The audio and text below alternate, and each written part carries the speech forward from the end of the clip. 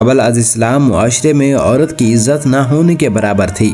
بھیڑ بکریوں کی طرح عورتوں کی خرید و فروخت عام بات تھی اور تمام عورتیں انسانی، انفرادی اور اجتماعی حقوق حتیٰ کہ وراثت کے حقوق سے بھی محروم تھیں۔ مرد عورتوں سے یا حیوانوں کا سلوک کرتے تھے یا انہیں گھر کی دوسری اشیاء کی مانند معمولی جانتے تھے۔ اگر کوئی مرد اپنی بیوی کو طلاق دیتا تو اس عورت کو دوسری شادی کرنے کے لیے پہلے شوہر سے اجازت لینا ضروری تھا، اور اکثر اس صورت میں اسے اجازت ملتی تھی کہ وہ عورت اپنا حق مہر بخش دے۔ اس سے بدتر یہ کہ مردوں کے دوسرے اموال کی مانند عورتوں کو بھی متروکہ وراثت میں شمار کیا جاتا تھا۔ اس زمانے میں عربوں کے ہاں بیٹیوں کی ولادت بہت ہی معیوب بات سمجھی جاتی تھی۔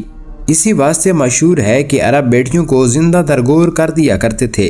بیٹیوں کو زندہ دفن کرنے کے رواج اور ظلم کی بنیاد قبیلہ بنی تمیم نے رکھی۔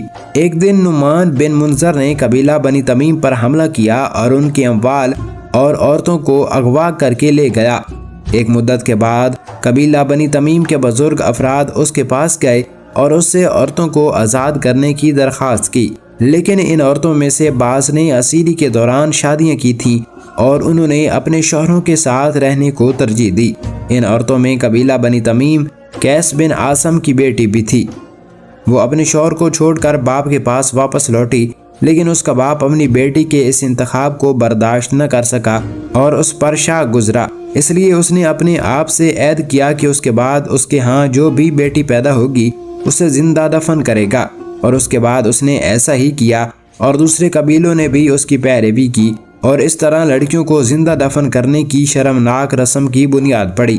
ایک طرف عرب اپنی عورتوں کے ساتھ جانوروں جیسا سلوک کرتے تھے اور انہیں جیتے جی دفن کر دیتے تھے، تو دوسری طرف ایک ایسا قبیلہ بھی تھا جہاں اپنی عورتوں کو عزت و احترام دیا جاتا تھا اور انہیں مکمل تحفظ فراہم کیا جاتا تھا۔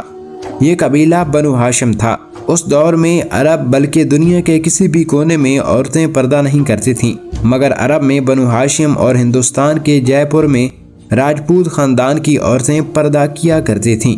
تو معزز ناظرین، آغوش رحمت سیریز کی آج کی پہلی قسط کے ساتھ اتنا ہی۔ اپنی رائے کا اظہار کمنٹ سیکشن میں ضرور کیجیے گا اور ہمارے چینل کو بھی سبسکرائب کر دیجیے گا تاکہ آپ آنے والی مزید بے شمار اسلامک انفارمیشن سے لطف اندوز ہو سکیں۔ تو ملیں گے ایک نئی قسط میں، تب تک کے لیے اللہ نگہبان۔